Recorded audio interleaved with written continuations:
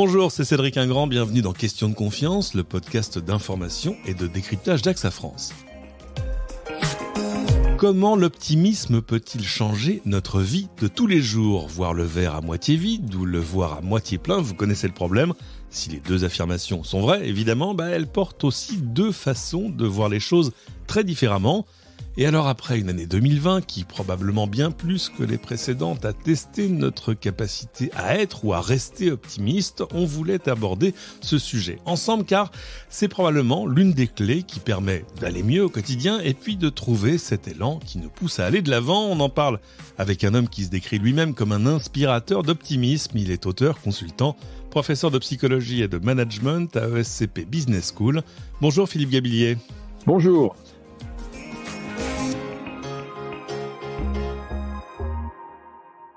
Alors, si on vous a sollicité pour cette émission, c'est parce qu'on voulait finir la saison sur une note optimiste. On l'a tous, je pense, bien mérité. Et puis parce que vous êtes vraiment un expert de la question. Vous avez signé en 2010 un éloge de l'optimisme. C'est aux éditions J'ai lu aujourd'hui. Vous pouvez en dire deux mots ?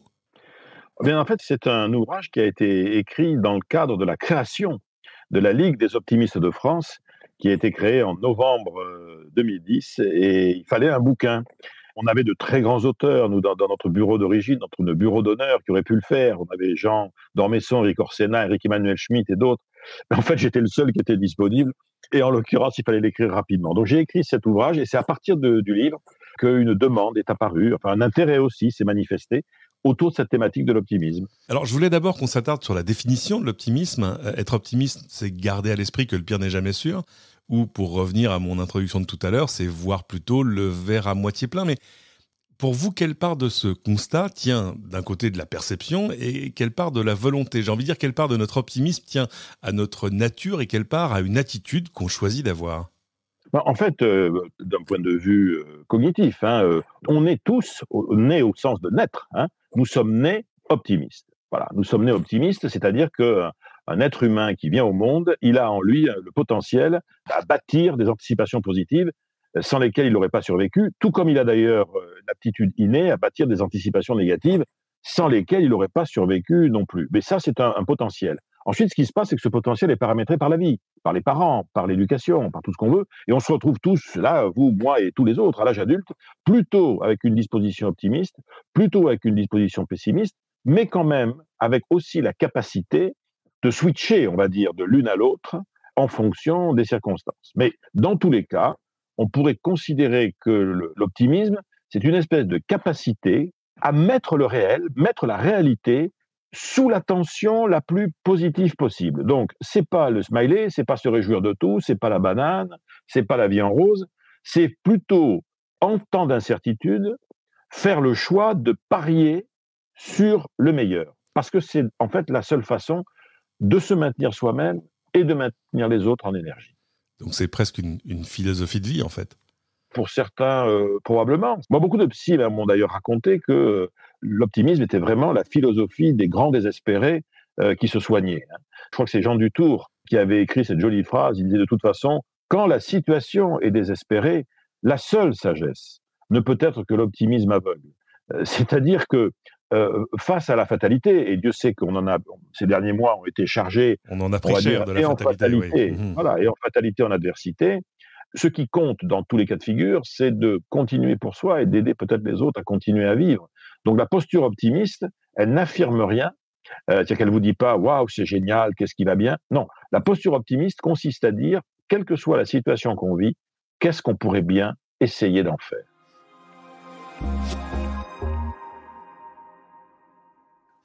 L'optimisme n'est pas une fin en soi, c'est-à-dire que ça a aussi des bénéfices, j'imagine, au quotidien, à la fois sur la façon d'être et puis même peut-être presque sur la santé.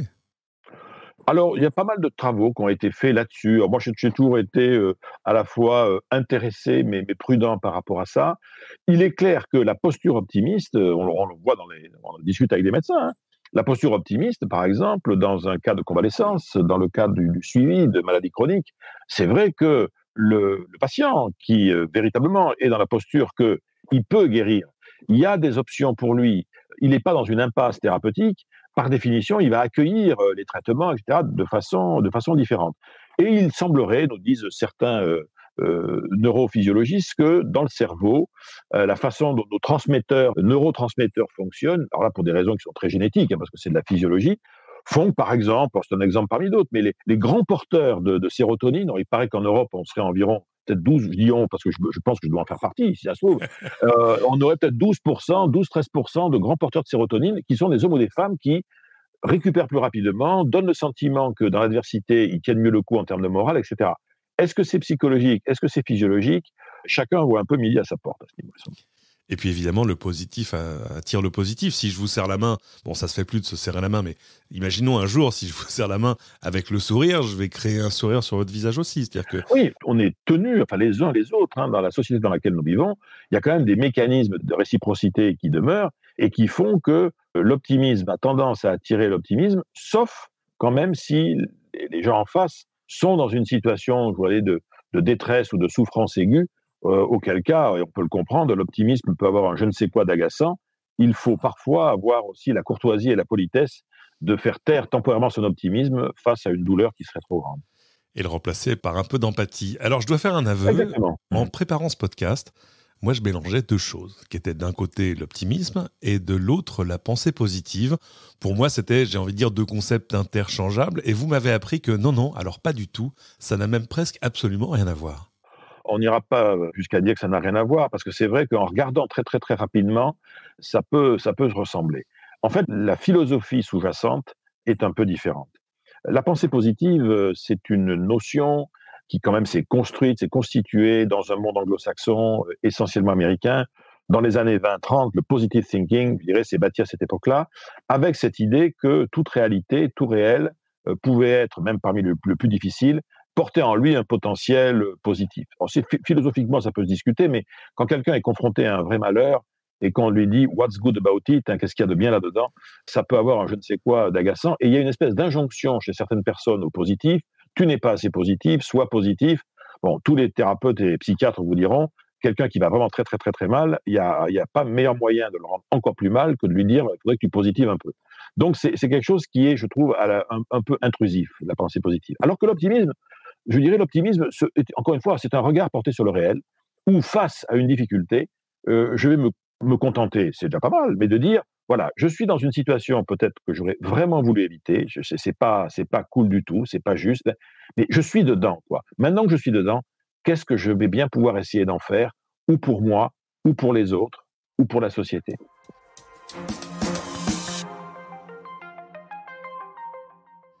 On l'a dit, vous enseignez le management à ESCP Business School. Quel rapport ça a avec l'optimisme et est-ce que finalement ça s'enseigne ? Le manager, c'est celui ou celle qui a vocation à faire réussir les autres. Donc, c'est quelqu'un qui, contrairement aux parents qui, eux, ont charge d'âme, le manager, lui, il a charge d'état d'âme. Donc, bien évidemment, je dois faire réussir les gens, je dois les rendre les plus autonomes possible, mais la plupart du temps, le monde des organisations, le monde de l'entreprise, est un monde où les objectifs ne sont pas obligatoirement faciles à atteindre, il y a des revers, etc. Et on a besoin, à un moment donné, d'être soi-même, si on est un encadrant, comme on dit, d'être porteur d'une énergie positive, ne serait-ce que pour maintenir un bon niveau de confiance sur les personnes qu'on a en face de nous, leur laisser espérer que le meilleur est possible, et surtout leur montrer, démontrer, affirmer en permanence que l'action, le fait d'agir, a quelque chose de magique. Et c'est vrai qu'en management d'équipe proprement dit, le pessimisme apporte peu de choses. Le pessimisme peut apporter beaucoup de choses, par exemple, en management des risques, par exemple. Mais pour faire vraiment motiver une équipe et engager les gens face à des challenges, l'optimisme, le verre à moitié plein que vous évoquiez, l'espérance du meilleur et la confiance sont quand même des ingrédients formidables. Alors c'est intéressant de voir à quel point c'est une valeur qui aujourd'hui entre dans les entreprises. Vous le disiez du côté du management, du côté des entrepreneurs aussi, parce qu'il faut beaucoup d'optimisme et peut-être même un soupçon d'inconscience pour se lancer dans l'entrepreneuriat. Mais à l'intérieur des entreprises, je voyais une étude assez récente de Maxis Global Benefits qui estimait à 12% le gain de productivité qu'on peut attribuer à des collaborateurs heureux et motivés. On l'a même vu assez récemment avec cette vague de nomination et de développement des Chief Happiness Officers, vous savez, des responsables du bonheur. C'est quelque chose auquel vous croyez ? Alors là, malheureusement, absolument pas. Ah, parce que, ça m'intéresse. Vous voyez, la caractéristique du bonheur dont vous parlez et du bien-être, c'est que quand même, ce sont d'abord et avant tout des marchés. En plus, quand on regarde, il y a eu une très belle enquête qui avait été faite par la Fabrique Spinoza sur les Chief Happiness Officers, qui étaient globalement des gens qui s'occupaient avant des problèmes d'organisation et d'animation dans l'entreprise. Il y a quelques DRH qui ont pris ça, mais tout ça a un caractère un peu mode qui n'est pas très sérieux. Et moi, j'ai jamais été convaincu par le caractère très sain de ça. Parce que le bonheur, c'est quelque chose qui ressort de l'intime, vous voyez. Et donc, qu'une entreprise veuille faire le bonheur de ses collaborateurs, je ne peux pas m'empêcher de m'interroger sur l'intention. C'est-à-dire que l'on veuille, en revanche, maintenir un niveau de mieux-être au travail, parce que le monde du travail est par définition compliqué, puisque une structure aujourd'hui, qu'elle soit publique ou privée, cherche à être efficace tout en étant efficiente. On n'a pas d'alternative. Donc, il y a le risque de créer des difficultés, en particulier relationnelles. Donc, le bien-être au travail, il faut renverser la perspective, me semble-t-il. Ça veut dire quoi, dans le fond? Qu'est-ce que c'est qu'être bien au travail? Être bien au travail, c'est déjà, je ne dis pas c'est faire un travail qu'on aime, parce qu'il y a des gens, je suis désolé, ils font un travail, on ne va pas leur demander de l'aimer, parce que leur travail n'est pas obligatoirement génial. Mais on fait un travail dont on sait à quoi il sert. Ça, c'est un truc qui est fondamental. Quand on arrive à saisir le sens. À quoi je suis utile. Et si à côté de ça, d'abord je vis dans une atmosphère, on va dire, relationnelle avec mes pairs, à peu près normale.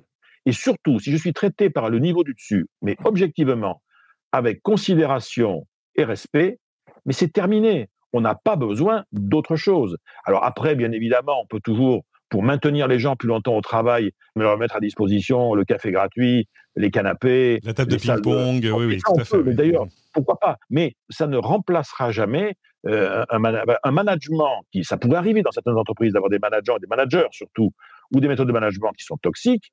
Aucune politique de bien-être au travail, je dirais, ne pourra compenser cela. Donc oui, il vaut mieux de toute façon, honnêtement, être un inspirateur de bien-être, créer les conditions, en gros, pour que les gens au travail soient le plus heureux possible par rapport à leurs attentes. Mais il y en a tout un tas, c'est pas la peine de vouloir qu'ils soient heureux. Ils sont heureux chez eux, avec leurs enfants, dans leurs activités sociales, etc. L'idée qu'être heureux au travail rendrait plus compétent est, on se rend bien compte, une aberration épistémologique. Vous voyez, non, on a besoin de gens compétents et engagés, et pour les maintenir compétents et engagés le plus longtemps possible, je dirais une volonté, une intention de créer les conditions optimales au travail me semble saine. Mais alors là, le bonheur au travail, c'est quelque chose qui mérite, même à la fois philosophiquement, éthiquement, d'être, comment est-ce qu'on dirait aujourd'hui, challengé. Concrètement, que ce soit au travail ou dans la vie, qu'est-ce qu'on peut faire au quotidien pour être plus optimiste? Est-ce que c'est un muscle qui s'exerce? En fait, on se rend compte que la caractéristique de l'optimisme, c'est qu'au départ, il se nourrit de perception. C'est-à-dire qu'il est clair que quelqu'un qui, à un moment donné, va prendre la décision, parce qu'il y a cette notion de volonté, d'essayer d'optimiser ne serait-ce que son rapport à l'information. Il y a des tas de choses qui ne vont pas en ce monde, on le sait bien. Mais ce qui nous empêche quand même de déprimer, c'est ce qui va bien. Ce qui est intéressant dans le monde, c'est les solutions que certaines personnes tentent, même si elles ne sont pas parfaites. C'est les points forts et les capacités des gens. Vous et moi, on n'a jamais rencontré quelqu'un que nous considérons comme génial, qui a réussi quoi que ce soit dans sa vie en capitalisant sur ses carences et ses faiblesses. Donc, ce qui rend optimiste aussi, c'est non seulement d'essayer de percevoir ce qui va mieux, ça ne veut pas dire de refuser de voir ce qui va mal, hein. Ça veut dire simplement refuser de s'attarder dessus trop longtemps. Et puis surtout, il y a en matière d'optimisme, il y a vraiment un point important, c'est refuser de ruminer. C'est-à-dire ce qui rend pessimiste, clairement, c'est je passe ma vie à regarder non seulement ce qui ne va pas, mais en plus toutes les choses qui ne vont pas et auxquelles je ne peux rien. Et je tourne en boucle.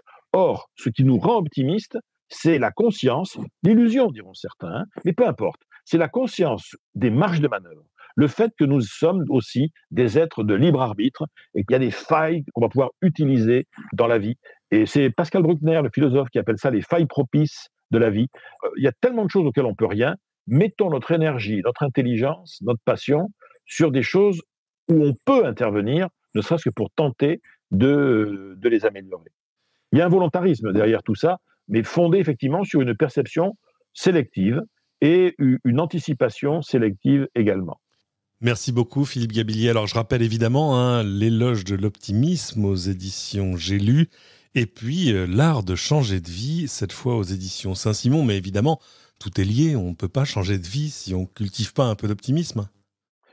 Non, on ne change pas de vie et qui plus est, la caractéristique de l'optimisme, c'est qu'il nous crée un état mental de possibilités. On pourrait presque dire à quoi est-ce qu'on reconnaît un optimiste, quel que soit son âge, quel que soit son milieu social, un homme ou une femme qui serait profondément optimiste. Il y a probablement beaucoup de gens aujourd'hui et autour de lui qui diront bon, il n'est pas parfait, hein, alors elle a ses défauts, c'est sûr, mais tu vois, c'est quand même quelqu'un, quand tu travailles avec lui, quand tu vis avec lui ou avec elle, je ne sais pas comment t'expliquer, mais il te donne toujours l'impression que tout peut redevenir possible. Si on dit ça de nous, c'est qu'on est déjà drôlement bien avancé sur le chemin de l'optimisme quand même. Au-delà de ces livres, rappelez-nous, où est-ce qu'on peut vous retrouver en ligne aujourd'hui ? Alors, on peut me retrouver sur un site d'abord, hein, qui s'appelle philippegabillet.com, où il y a toute une sélection téléchargeable allègrement, gratuitement, de vidéos, d'articles, etc.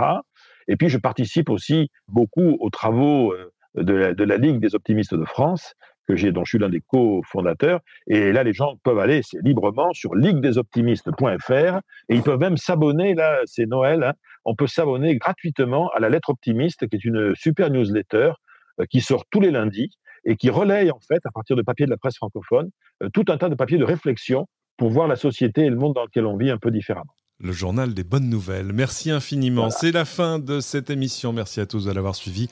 Pensez évidemment à vous abonner sur votre plateforme de podcast préférée tant que vous y êtes. N'hésitez pas à cliquer sur 5 étoiles, à nous laisser vos commentaires. Ils aideront les autres à découvrir ce podcast. Et à bientôt pour une nouvelle question de confiance.